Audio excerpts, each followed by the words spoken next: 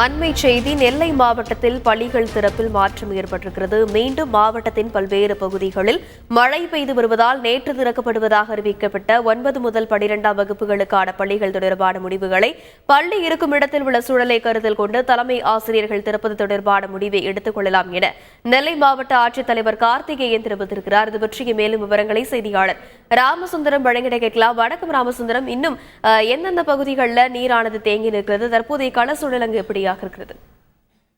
அதாவது நெல்லை மாவட்டத்துல தொடர் கனமழை பெய்து பல இடங்கள்ல வெள்ளப்பெருக்கு ஏற்பட்டது. அதே போல இந்த தாமிரபரணி ஆற்றிலும் வெள்ளப்பெருக்கு ஏற்பட்ட நிலையில பள்ளிகள் திறப்பு பள்ளிகள் மூடப்பட்டிருப்பதாக மாவட்ட ஆட்சித்தலைவர் அறிவித்திருந்தார். கல்லூரிகள் மட்டும் செயல்படும் என அறிவிக்கப்பட்டு கல்லூரிகள் நேற்று முன்தினம் முதல் செயல்பட தொடங்கியது. அந்த பள்ளிகளும் இன்றைய தினம் 9 முதல் 12ஆம் வகுப்பு வரை செயல்படும் எனவும் நேற்றைய தினம் மாவட்ட ஆட்சியர் அறிவிப்பு வெளியிட்டிருந்தார். இந்த நிலையில மீண்டும் நெல்லை மாவட்டத்தில் பல்வேறு இடங்கள் கனமழை பெய்து வருகிறது. இதன் காரணமாக பள்ளிகள் திறப்பு குறித்தான அந்த முடிவு தலைமை ஆசிரியர் வசம் ஒப்படைக்கப்பட்டிருக்கிறது. அதாவது பள்ளிகள் இருக்கும் இடத்துல பெய்யக்கூடிய மழை மற்றும் அந்த மழைநீர் தேக்கம் உள்ளிட்டவைகளை கருத்தில் கொண்டு இந்த பள்ளி தலைமை ஆசிரியர்கள் அந்த பள்ளிகளை திறக்கலாமா வேண்டாமா என்ற முடிவை எடுத்துக்கொள்ளலாம் என சொல்லியிருக்கிறார்கள்.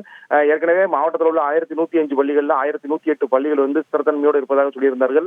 இந்த 9 மற்றும் 12ஆம் வகுப்பு 9 முதல் 12ஆம் வகுப்பு உள்ள பள்ளிகள்ல 9 பள்ளிகள் மட்டும் நேற்றைய தினம் செயல்படாது என அறிவிக்கப்பட்டது. அந்த 9 பள்ளிகள் இன்றைய தினமும் செயல்படாது என்ற அந்த அறிவிப்பில் தான் இருக்கிறது.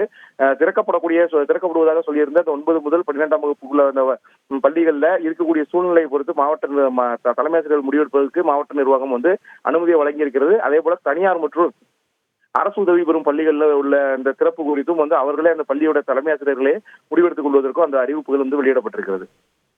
விரிவான விவரங்களுக்கு நன்றி ராமசுந்தரம். செய்திகளை உடனுக்குடன் தெரிந்து கொள்ள உடனே சப்ஸ்கிரைப் பண்ணுங்க.